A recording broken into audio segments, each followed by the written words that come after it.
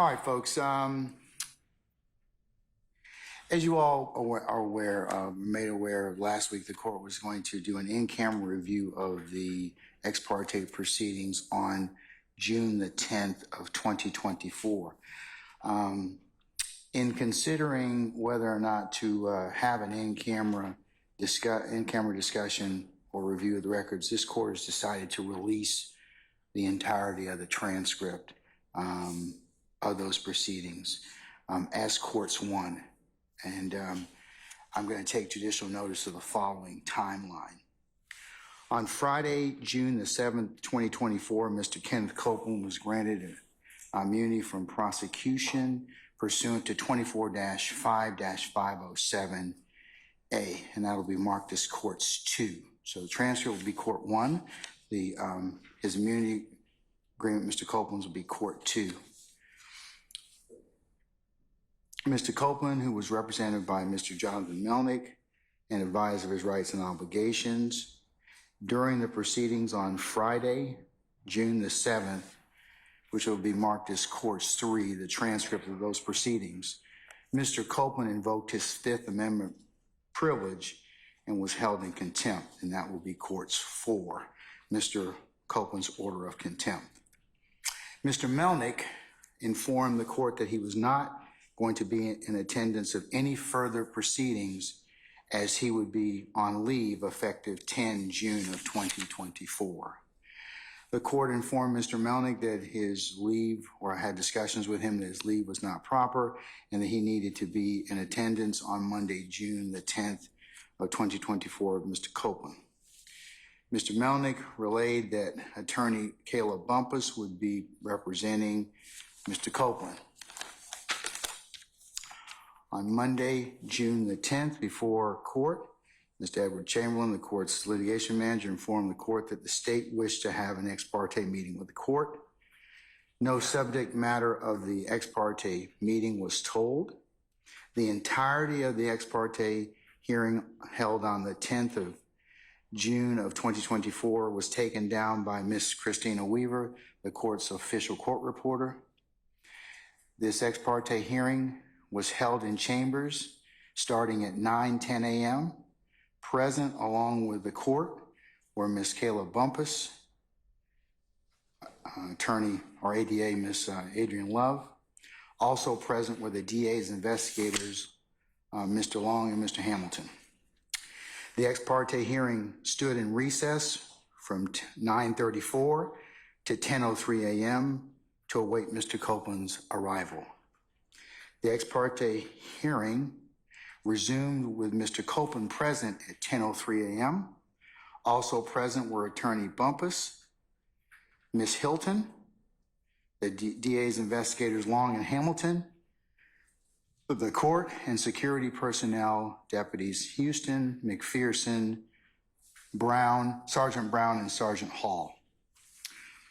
The ex parte hearing stood in recess to allow Mr. Copeland to have a private conversation with attorney Bumpus from 10:17 a.m. to 11:28 a.m. The ex parte hearing resumed at 11:28 a.m. The ex parte hearing concluded at 11:31 a.m. The court arrived in courtroom 1C at 11:49. The transcript of those proceedings, starting as of 11:49, or when the court presumed that held the proceedings on 10 June in courtroom 1C 2024, that will be marked as courts 5. The proceeding in 1C commenced on the record at 11:52 a.m. A lunch recess was had at 12:51 p.m. The parties returned from lunch, and Mr. Steele informed the court that he had a motion, and that was at 1:46 p.m. In asking then Mr. Steele later that afternoon was held in contempt. However, he was allowed to continue representation of Mr. Williams. The court, in asking Mr. Steele questions of how he received the information that he proffered in open court, was only concerned about the integrity and security of the conversations that were had in chambers, not whether those conversations were the subject of proper ex parte conversations or the sum and substance of what was told him at that time. Jurors Jurors entered the courtroom to resume Mr. Copeland's testimony at 3:39 p.m. The jurors were excused and exited the courtroom at 5:56 p.m. Mr. Copeland was excused and exited the courtroom at 5:58 p.m. The court asked Mr. Steele again whether he received ex parte information, and that would be at 5:59 p.m. Mr. Steele's counsel, Ms. Ashley Merchant and Mr. Alex Susor entered the courtroom. Mr. Steele was held in criminal contempt. That order of that contempt will be marked as Court 6, and the proceedings concluded at 7:41 p.m.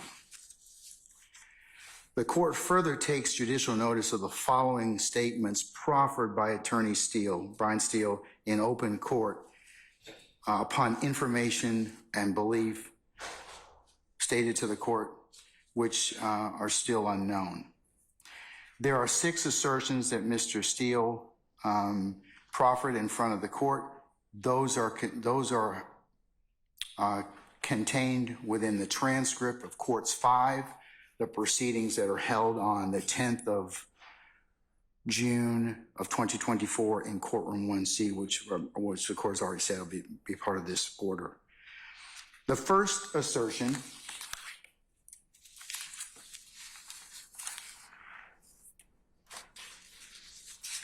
and the transcript bears out exactly what Mr. Steele said, so the court is paraphrasing the 6 assertions that Mr. Steele made.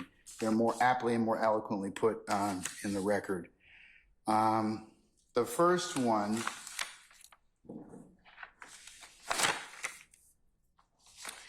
involves his concern that supposedly in chambers, this honorable court reporter, court at times, district attorney or district attorneys before the DA's office, as well as investigators, sheriff, and deputies, Mr. Copeland and his counsel met together.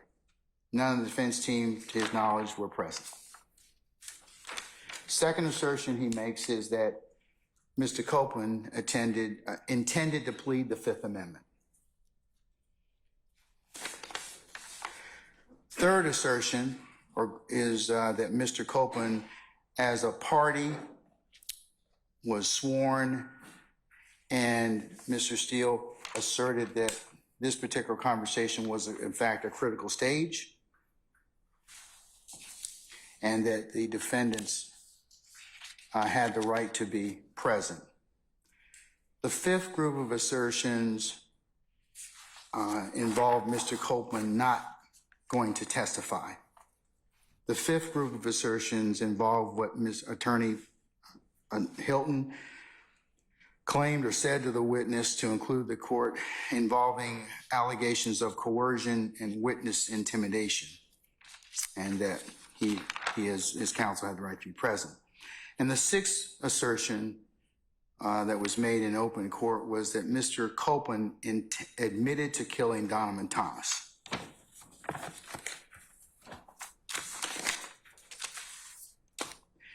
At some point after Mr. Steele was held in contempt by this court in the afternoon of June the 10th, it was brought to the court's attention, not at the court's request, by security personnel that video footage of what occurred outside courtroom 1C shows the interactions between Ms. Bumpus, Mr. Steele, Mr. Adams, and Mr. Sharp. The court in no way sought to investigate any facts of this involving this footage, and it only considered it for the security and timeline of events that occurred on June the 10th of 2024. Also, in no way did the court consider any of this footage in holding Mr. Steele in contempt. And as I said, mentioned it only for the purposes of considering the security and breach of information that occurred within the court's chambers not for the whether or not that was truthful or not.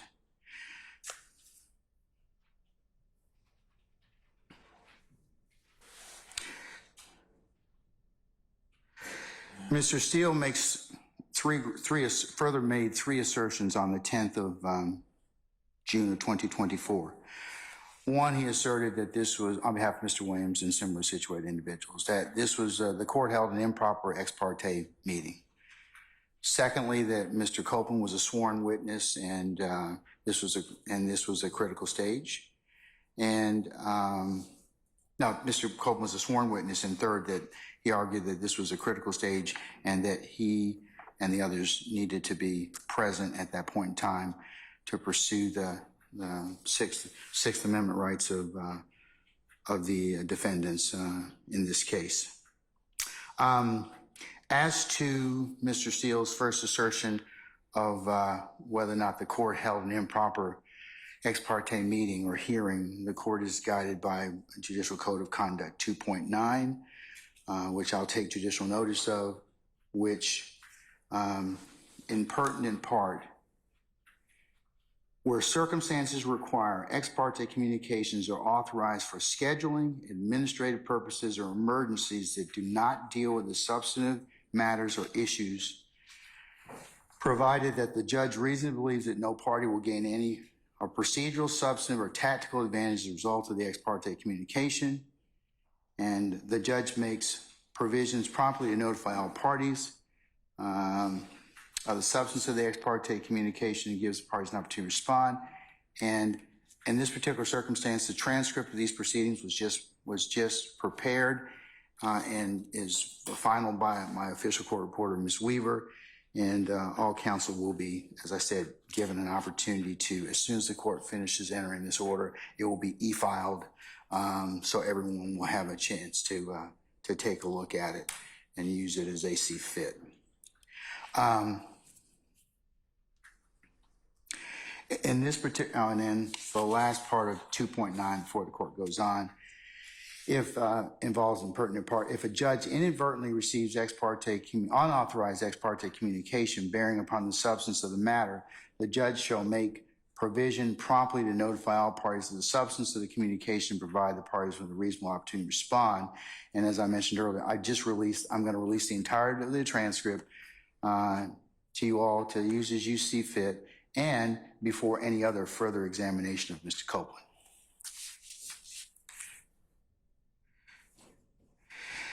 I'll address the issue of the emergency nature of this particular hearing or this particular conference in front of the court. Is that this involves the state's concern as to what Mr. Copeland was in fact told by his counsel, Mr. Melnick, and his understanding of the immunity agreement pursuant to 24-5-507.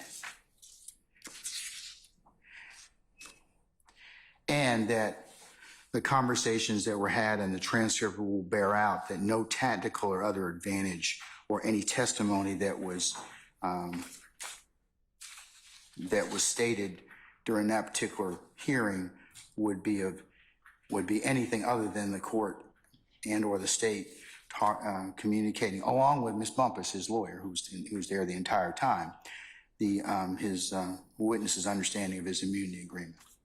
In consideration of this emergency nature, the court has taken into account a couple of cases I'll cite for the record.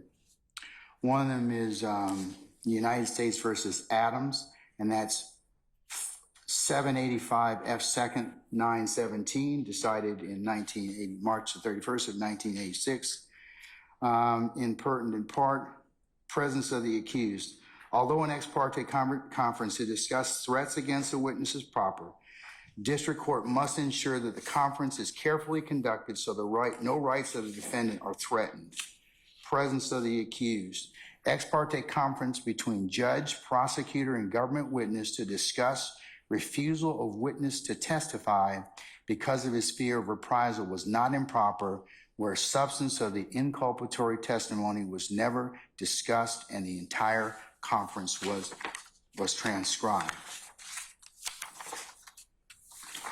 And in Adams, the appellants contended the ex parte conference was improper and it violated their due process right to a fundamentally fair trial. We agree with appellants that ex parte conferences should occur, but rarely, especially in criminal cases. This does not mean, however, that such conferences are unconstitutional. Indeed, some situations the trial judge may find an ex parte conference necessary. They cite La Chapelle, and that's LACHAPPELL versus Moran at 699 F. 2nd 560. It's a First Circuit case from 1983 where the court cites, in the exercise of the court's residual power to ensure a just trial, protect jurors and witnesses, a judge may, in rare circumstances, feel it necessary to confer with a juror or witness on the record, but outside the presence of others, including the defendant. One such conference may be where a juror or witness, having been threatened, wish to speak with a judge privately about a threat. A witness may not feel free to discuss any threats in presence of the defendant or even counsel for the defendant. We agree that the First Circuit, that an ex parte conference is appropriate in that situation. They see United States versus Arroyo, and it's ANGULA. It's at 580 F. 2nd 1137, pinpoint 1142, 1142, Second Circuit case. Exclusion of certain defendants and counsel from in-camera proceedings permissible in multiple defendant trial, where certain defendants had cooperated with government and received death threats. And then you've got the citation for that being 439 U.S. 913. Although an ex parte conference discussed threats against witnesses proper, the district court must ensure that the conference is carefully conducted so no rights of the defendant are threatened. In this case, the court followed procedures to ensure the conference was fair. First, at no time was the substance of Pooley's inculpatory testimony discussed. And second, the entire conference was transcribed. And that's United States versus Watchmaker at 761 F. 2nd 1149, 1985. Ex parte conference with frightened juror properly were transcribed and the judge's comments carefully framed. This court goes on to say in Adams, two aspects of this conference, however, are disturbing. First, when the prosecutor began to impress upon the witness the distinction between being paid for testimony and afforded protection, the trial court should have called the conference to a close. The portion of the record quoted above indicates an attempt by the prosecutor to coach the witness on how to answer questions about inducements from his testimony. The court had already learned all it needed concerning the witness's fears and the prosecutor's plans for protection, there being no reason to participate in such coaching. Second problem occurred where Pooley took the stand. Defense counsel inquired about what inducements had been given for Pooley's testimony, and the prosecutor and Pooley both indicated the promise was the prosecutor would seek to enroll Pooley in witness protection program if he were in fear of his life. Neither related to the prosecutor's pledge to seek immediate protection for Pooley should it be necessary. The exchange occurred before the court, and the court should have made sure that the inducements made as in the ex parte conference were completely and precisely disclosed. Similarly, in this matter,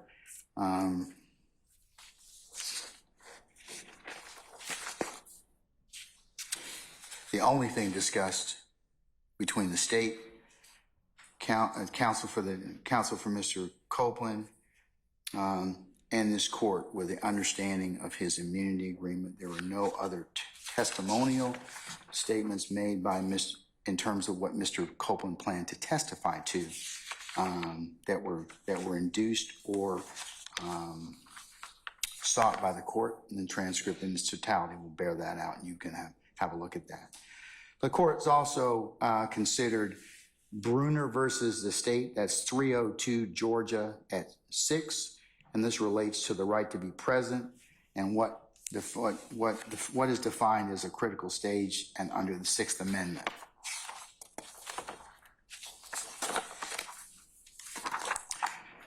Bruner contends that he was denied the right under the Georgia Constitution to be present at certain critical stages of his trial proceedings. embodied within the constitutional right of the courts to a criminal defendant's right to be present, see, and hear all the proceedings which were had against him on trial before the court. Ward versus the state, 288 Georgia 641, pinpoint 645. Violations of this due process right are presumed prejudicial, absent a waiver by defendant requiring new trial. However, there were no violation of Bruner's right to be present. The right to be present attaches to any stage of a criminal proceeding that is critical to its outcome if the defendant's presence would contribute to the fairness of the procedure. And that's Huff versus the state, 274 Georgia 110, pinpoint 111.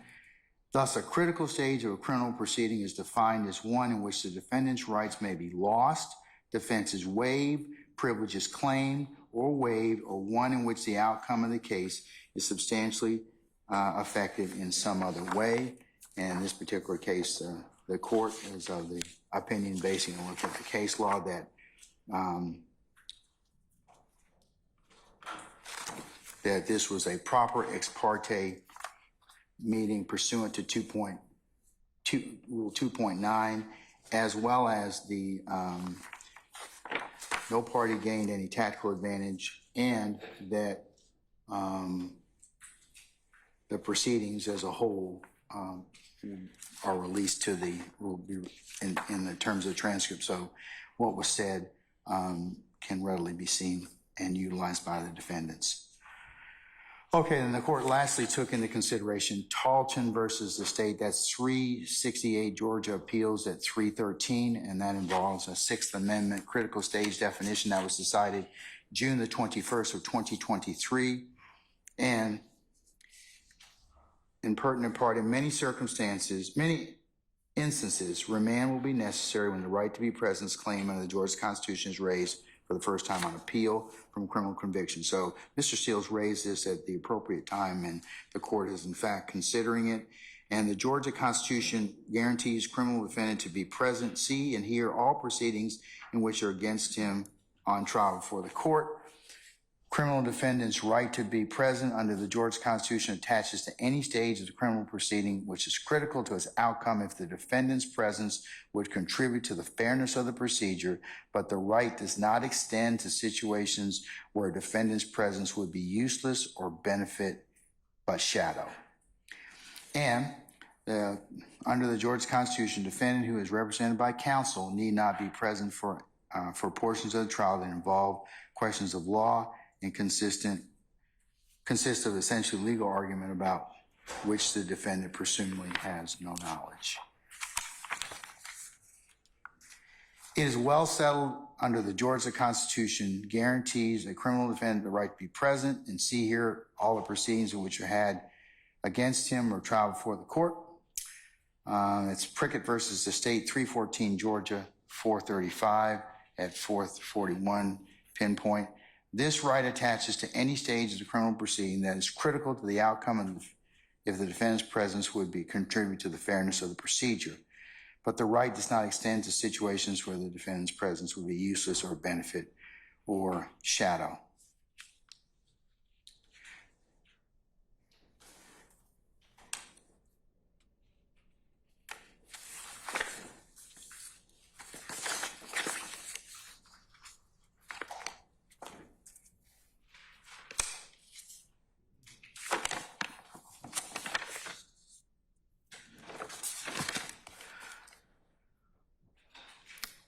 The court further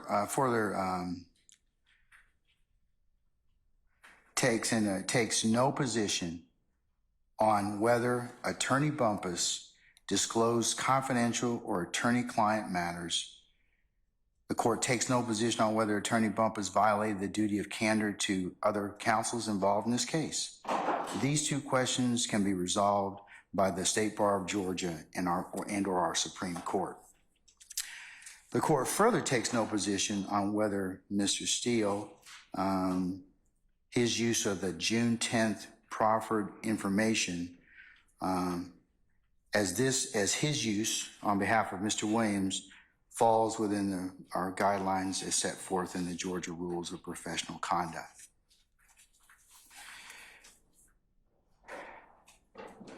The court's basis for having been explained on the record, a written order of this, along with the attachments, will be included in the record. And Mr. Banks, where are you? Sir, as a result of this transcript release, the court withdraws the show cause for your client and others who may be present who are present in chambers on the 10th of June of 2024. And as I mentioned earlier, we were going to have a show cause hearing on Wednesday, the 3rd of July. I am canceling that indefinitely. In fact, I've canceled all of that, so we will not be holding that particular hearing, okay? All right. And then then transitioning to the last matter the court wanted to put on record. Upon further review, this court will in fact enter an order sending Mr. Adams and Steele's, Mr. Weinstein, and Mr. Banks' motion to recuse to another judge pursuant to Uniform Superior Court Rules 25.1 through 25.7 in the method and manner prescribed by our local rules. So this written order is entered. I will enter the order transferring it, and until such time as those two things are decided, then we'll be in recess until that time. And we will just inform our jurors that they're until this is, they're not supposed to come back on Monday until Monday anyway. So I will have Deputy Ingram and Ms. Umana indicate to them that they are still on recess and we're continuing to work. So